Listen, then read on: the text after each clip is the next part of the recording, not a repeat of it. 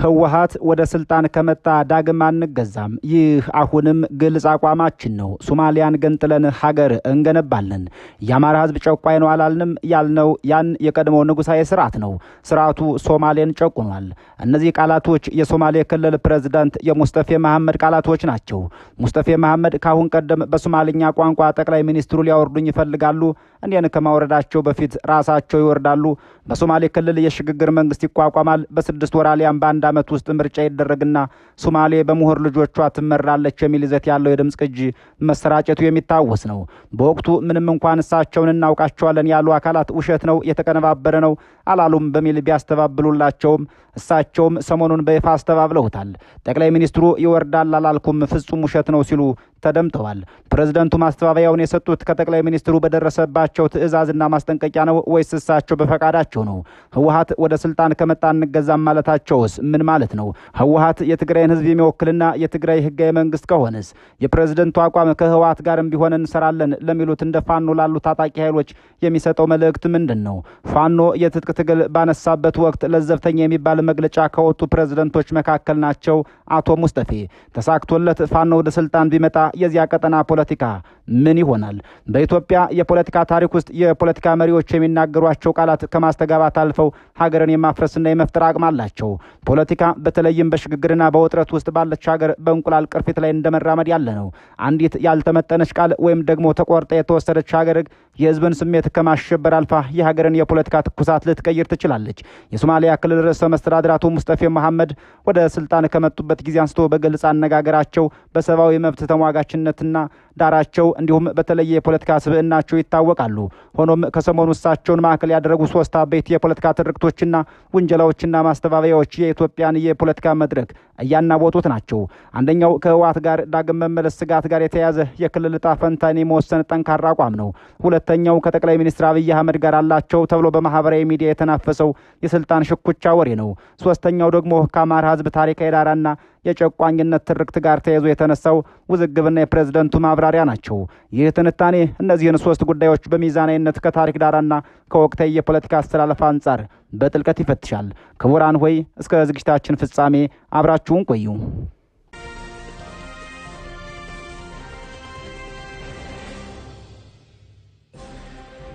ህወሓት ተመልሶ አዲስ አበባ ቢቆጣጠር ኖሮ የኔ አቋም የሶማሌ ክልል በህወሓት አይገዛም። ተመልሶ በህወሓት አይገዛም። ያ ማለት እንግዲህ ሌላው ኢትዮጵያ ህዝብ ምን ያደርጋል ምለውን ይወስናል። ሌላው የኢትዮጵያ ህዝብ ተሰባስቦ ህወሓትን የሚታገል ከሆነ አብረን እንታገላለን ሊሆን ይችላል። አሁን ተመልሼ እንዲህ ማለት ነው እንዲህ ማለት አይደለም። እኔ እውነቱ መንገድ ስለፈለኩ ነው።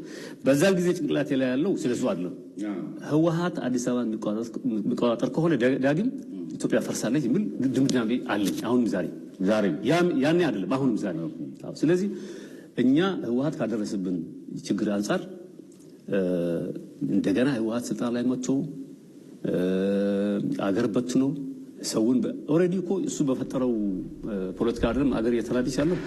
አቶ ሙስጠፌ መሐመድ ህወሓት ወደ ስልጣን ዳግም የሚመጣ ከሆነ ክልላችንን ይዘን እናፈገፍጋለን የሚል ይዘት ያለው ጠንካራ መልእክት ማስተላለፋቸው የፖለቲካውን መድረክ ዋነኛ መነጋገሪያ ሆኗል።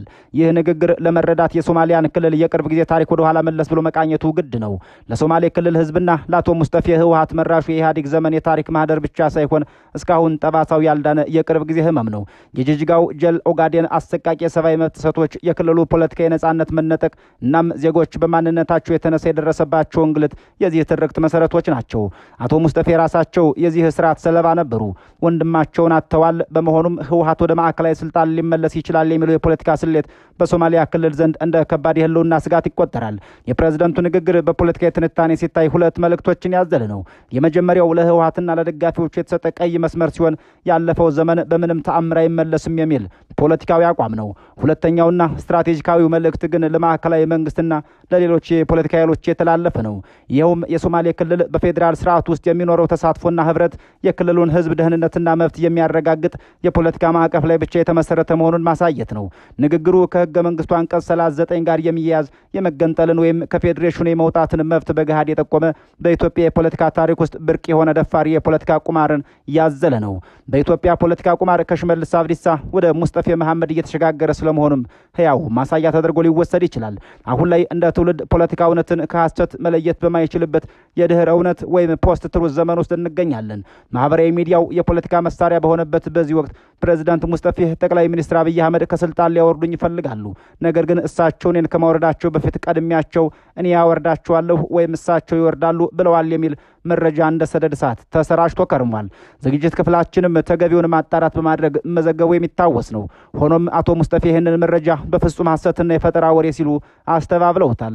እኔ ከወረድኩ ኢትዮጵያ ትፈርሳለች ወይም ደግሞ እኔ ሳልወርድ በፊት ነው የምትፈርሰው ጭራሽ የሚባል ነገር ጠቅላይ ሚኒስትሩ ሊያነሱኝ ይፈልጋሉ። እኔ ግን አልነሳላቸውም አይነት ነገሮች ናቸው የጠየቀኝ። ሙሉ በሙሉ ሐሰት ውሸት ነው። የቀረበ መረጃም የለም። ፖዳት ማተር እንደዚህ በሶማሊኛ የሚጫወተው ድምጽና ኮንቴንቱ የተለያዩ ናቸው። ይሄን ራስህ እዛ ላይ የቀረበው ድምጽን ስለሚሰጥህ ከ5 ዓመት በፊት በሆነ ሶሻል ሚዲያ ዲስካሽን ላይ የተናገርናቸው ነገሮች ናቸው እንደ በውስጥ መረጃ እንደተገኙ ተደርጎ የቀረቡት። ስለዚህ ይሄን ራስህ ታገኛቸዋለህ፣ ታዳምጣለህ፣ በአርቲፊሻል ኢንተለጀንስ ማስተርጎም ትችላለህ። 2 ሰዓት ከ41 ደቂቃ ዲስካሽን ነው። ይሄን ስንል ደግሞ አይ ከጊዜው ምን አለ እኛ ዋናው ነገሩን ማለቱ ካመነ ነገር አለ። መጀመሪያ የጊዜው ሁኔታ ወሳኝ ስለሆነ ነው። ይህ ማስተባበያ በራሱ ትልቅ ፖለቲካዊ ትርጉም አለው። በአንድ በኩል በማዕከላዊ ብልጽግና ፓርቲና በክልል አመራሮች መካከል አለመተማመንን ለመፍጠር የሚሰሩ የፖለቲካ ኃይሎች መኖራቸውን አመላካች ነው። የሶማሌ ክልል በለውጡ ማግስት አንጻራዊ ሰላምና መረጋጋት ከታየባቸው ክልሎች መካከል ቀዳሚው ነው። ይህንን መረጋጋት ለማናጋት የክልሉን አመራር ከፌዴራል መንግስቱ ጋር ማጋጨት የተለመደ የፖለቲካ ቴክኒክ ነው። በሙያዊ ቋንቋ በእርግጥም የመረጃ ምንጭ ማንነት አለመታወቅ፣ የንግግሩ አውድ አለመኖርና የተባባሰው ማህበራዊ ሚዲያ ስምሪት መረጃው የፖለቲካ ሴራ ሊሆን እንደሚችል አመላካች ይሆናል። ፕሬዝደንቱ ይህን ማስተባበላቸው ከጠቅላይ ሚኒስትሩና ከማዕከላዊ ፓርቲው መዋቅር ጋር ያላቸውን የፖለቲካ ትስስር ጠብቀው ለመቆየት ያላቸውን ፍላጎት እንዲሁም ክልሉን ወደማያስፈልግ የፖለቲካ ትርምስ ውስጥ ላለማስገባት ያላቸውን ጥንቃቄ የሚያመላክት ነው። ይህ የፕሬዝደንቱ እርጋታ የታከለበት ማስተባበያ ከላይ ሲያዩት የተለመደ የፖለቲከኞች ምላሽ ሊመስል ይችላል። ወደ ጥልቁ ሰተት ብሎ ለገባ ግን ልክ እንደ ጸደይ ወራጅ ውሃ ኩልል ጥርት ያለ የፖለቲካ ስሌትን አዝሎ ይገኛል። አቶ ሙስጠፌ ይኸውን የተፈበረከ ሴራ ትርክት ሐሰት ነው ብለው በአደባባይ ሲያራግፉት ሁለት ታላላቅ ምሰሶችን እያጸኑ ናቸው። አንደኛው ምሰሶ ከጠቅላይ ሚኒስትር አብይ አህመድና ከማዕከላዊ የፓርቲው የደም ስር ጋር ያበጁትን ጠንካራ የፖለቲካ ድልድይ በነፋስ አምጪ በማህበራዊ ሚዲያ ቧልት ከመበጠስ ታድገውታል። መተማመን መገንባት ዘመን ይፈጃል፣ ለማፍረስ ግን አንዲት የሐሰት ቃል በቂ ነች። እሳቸው ግን ድልድዩን አጽንተውታል። ሁለተኛውና እጅግ ዋነኛው ምሰሶ ግን በብዙ የታሪክ ቁስሎች አልፈው ዛሬ ላይ አንጻራዊ ሰላምና መረጋጋት የተላበሰውን የሶማሌ ክልልን የሚመለከት ነው። ይህ ማስተባበያ ክልሉን አላስፈላጊ ወደሆነ የፖለቲካ ማዕበል፣ የጥርጣሬ አዙሪትና የትርምስ ማጥ ውስጥ እንዳይሰጥም የዘረጉት የጥንቃቄ ጋሻ ነው። በአጭር ቃል ይህች አጭር ማስተባበያ የተሰራች የተራይ ስልጣን ሽኩቻ ምላሽ ሳትሆን አመራርን ከማዕከል ጋር የማስተሳሰር እንዲሁም የራስን ሕዝብ ከማያስፈልግ የፖለቲካ ቁማርና ምስቅልቅል የመጠበቅ የረቀቀ የመሪነት ጥበብ ማሳያ ነበረች። መሪዎች በሚያስተባብሉበት ጊዜ እያዳኑ ያሉት የራሳቸውን ስም ብቻ ሳይሆን የተቋማቸውንና የህዝባቸውን መረጋጋት ነው። ሶስተኛው ጉዳይ ምናልባትም እጅግ ስሜት ቀስቃሹ ጉዳይ አቶ ሙስጠፌ የአማራ ህዝብ ጨቋኝ ነው ብለዋል ተብሎ የተወራውና እሳቸውም ስርዓትን እንጂ ህዝብን አላልኩም በማለት የሰጡት ማብራሪያ ነው። ይህ ጉዳይ የኢትዮጵያን የፖለቲካ ስነ ልቦና እጅግ የሚነካ ስሱ የታሪክ ነርቭ ላይ የሚያርፍ ነው። በኢትዮጵያ የፖለቲካ ትርክ ውስጥ ታሪክ በተለያየ መልክ ይነበባል፣ በተለያየ መልክ ይጻፋል፣ በተለያየ መልክ ሲተረክ ኖሯል፣ ይተረካል። ለአንዳንዶች የሀገር ግንባታና የጀግንነት ታሪክ ሲሆን፣ ለሌሎች ደግሞ የመገፋትና የጭቆና ዘመን ተደርጎ ይወሰዳል። አቶ ሙስጠፌን ጨምሮ በርካታ የደቡብ ምስራቅና መሰል አካባቢዎች የፖለቲካ ልሂቃን ያለፈውን የኢትዮጵያ መንግስታት ታሪክ ሲገመግሙ በስርዓቱ ውስጥ የነበረውን አድሎ ይተቻሉ። ይሁንና ይህ ትችት ብዙ ጊዜ ወደ ህዝብ ተለጥፎ አማራ ጨቋኝ ነው ወደሚል የተዛባ የፖለቲካ ፍጆታ ሲቀየር ኖሯል። አቶ ሙስጠፌ ስርዓትን እንጂ ህዝብን አላልኩም በማለት የሰጡት ማስተባበያ የፖለቲካ ሳይንስን ወርቃማ ህግ የሚከተል ነው። አንድ የፖለቲካ መሪ በታሪክ ውስጥ የነበሩ የፖለቲካ ስርዓቶችን ለምሳሌም ዘውዳዊ ወይም የደርግን ስርዓት በፈጸሙት አስተዳድራዊ በደል አንድን ሙሉ ህዝብ ተጠያቂ ማድረግ እንደማይቻል የደረሱበትን የፖለቲካ ብስለት የሚያመላክት ነው። ስርዓቶች ይመጣሉ፣ ይሄዳሉ። መደባዊ ባህሪ አላቸው። የራሳቸው የፖለቲካ ፍላጎት አላቸው። ህዝብ ግን ዘላቂ ነው። የአማራ ህዝብ በታሪክ ውስጥ እንደማንኛውም የኢትዮጵያ ህዝብ ሲራብ፣ ሲጠማና ሲገዛ የነበረ እንጂ ሻንጣውን ጠቅሎ በጥቅሉ ሌላውን ህዝብ ሲጨቁን የኖረ እንዳልሆነ አቶ ሙስጠፌ በዚህ ማስተባበያቸው ቁልጭ አድርገው አስቀምጠዋል። ይህ ማብራሪያ በኢትዮጵያ ለሚታየው የብሔር ፖለቲካ ጽንፈኝነት ትልቅ መድኃኒት ነው። መሪዎች ቃላቶቻቸውን ሲመዙ ታሪክ ከህዝብ ነጥለው ስርዓቶችን ሲተቹ ህዝብ ለህዝብ አብሮነት ትልቅ ድልድይ ይሰራሉ። የፕሬዝደንቱ ማስተባበያ የተፈጠረው ብዥታ ከማጥራት ባለፈ ፖለቲከኞች የታሪክን የቆሰለ ትርክት ለዕለታዊ የፖለቲካ ትርፍ ከመጠቀም እንዲታቀቡ የሚያስተምር ነው። ክቡራን ሆይ የፖለቲካ መድረክ የብርሃንና ጥላ ጨዋታ ነው። የሶማሌ ክልል ፕሬዝደንት አቶ ሙስጠፌ መሐመድ የገጠሟቸው እነዚህ 3 ፈተናዎች የኢትዮጵያን አጠቃላይ የፖለቲካ ምስል በሚገባ የሚያንጸባርቁ ናቸው። የህወሓትን መመለስ እንደ ስጋት አይተው ያሳዩት አቋም ኢትዮጵያ ውስጥ ገና ያልተቋጨ የፍትህና የተጠያቂነት ጥያቄ መኖሩን ከጠቅላይ ሚኒስትሩ ጋር አላቸው ተብሎ የተወራውንና ያስተባበሉትን ወሬ በሀገሪቱ የፖለቲካ መዋቅር ውስጥ የሚታየውን አለመተማመንና የማህበራዊ ሚዲያውን አፍራሽ ሚና እንዲሁም የአማራን ህዝብ በተመለከተ የተነሳውን ብዥታ ማጥራታቸው የሀገሪቷን ልሂቃን ከታሪክ እስረኝነት ወጥተው ህዝብና ስርዓትን መለየት እንዳለባቸው የሚያመላክት ትልቅ ፖለቲካዊ ትምህርት ናቸው።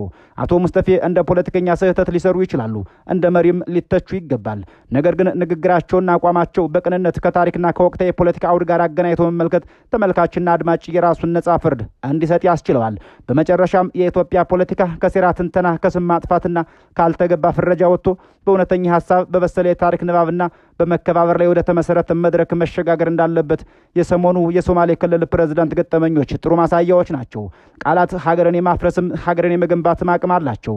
ምርጫው የሚሆነው የትኛው ቃል በምን አውድ ለምን ዓላማ እንጠቀማለን የሚለው ላይ ነው። ስልጣን ላይ ባሉ ፖለቲከኞች አንደበት ሲነገር ደግሞ ቃላት ዝም ብሎ አየር ላይ የሚረግፉ ተነግረው የሚያልፉ ድምጾች ብቻ አይደሉም። እኒያ የቃላት ነፍስ ያላቸው እስትንፋሶች ናቸው። በፖለቲካው ዓለም ደግሞ የአንድ መሪ አንደበት ሀገርን ከስር መሰረቷ አንዱ የደም አውድማ የሚያደርግ ወይም ደግሞ የፈረሰን ጠግኖ የደማን አክሞ ሀገርን የሚያቆም የህይወት ውሃ ነው። ቃላት ሀገርን የማፍረስም ሀገርን የመገንባትም አቅም አላቸው። ይህ ተራ ፍልስፍና አይደለም። ቃላት እንዴት ሀገር እንደሚያፈርሱ ለማየት ወደ 1986 የሩዋንዳ የዘር እልቂት እንሻገር። የሩዋንዳን ምድር በ100 ቀናት ውስጥ የገሃነም ደጃፍ ያደረገው ከየትኛውም ሀገር የመጣ የውጭ ወራሪ አልነበረም።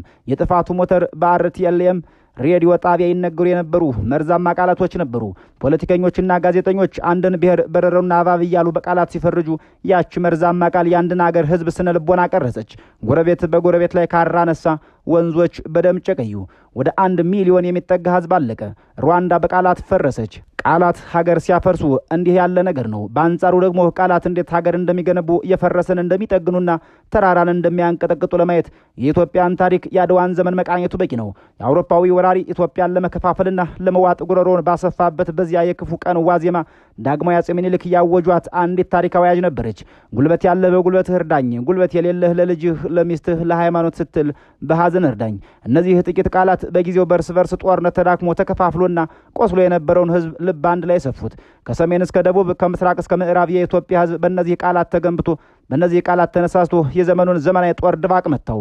ቃላቶች ጥቁር ህዝብን በዓለም አደባባይ አኮሩ፣ ሀገርን ከውድቀት ታደጉ። ወደ ዛሬው ኢትዮጵያ ስንመለስ እውነታው እንዲህ ያለ ነው። ዛሬም በማህበራዊ ሚዲያው ዘመን ፖለቲከኞቻችን አንደበት ወሳኝ መስቀለኛ መንገድ ላይ ነው። አንዲት ያልተመጠነች በጥላቻ የተለወሰች ቃል በተጋነነ ፍጥነት ተሰራጭታ አብሮነትን ልታነድ ትችላለች። በተቃራኒው ደግሞ እንደ ፕሬዝዳንት ሙስጠፌ አይነት መሪዎች ስርዓትንና ህዝብን ለይተው የሚያስቀምጡባቸው፣ ስሜትን የሚያደርጉባቸውና እውነታውን የሚያጠሩባቸው ቃላት ሀገርን ከገደል አፋፍ ይመልሳሉ። ቃላት ክብሪት ናቸው። ትልቅ ጫካን ሊያነዱ ይችላሉ። ቃላቶች ዝናብም ናቸው። የሚነደውን እሳት አጥፍተው ምድርን ሊያለመልሙ ይችላሉ። ምርጫው ያለው ማይክራፎኑን በጨበጠው መሪና ቃሉን በሚሰማው ህዝብ ላይ ነው። ሰኔ ጊዜ የተመኘን በዚሁ እንሰናበታለን።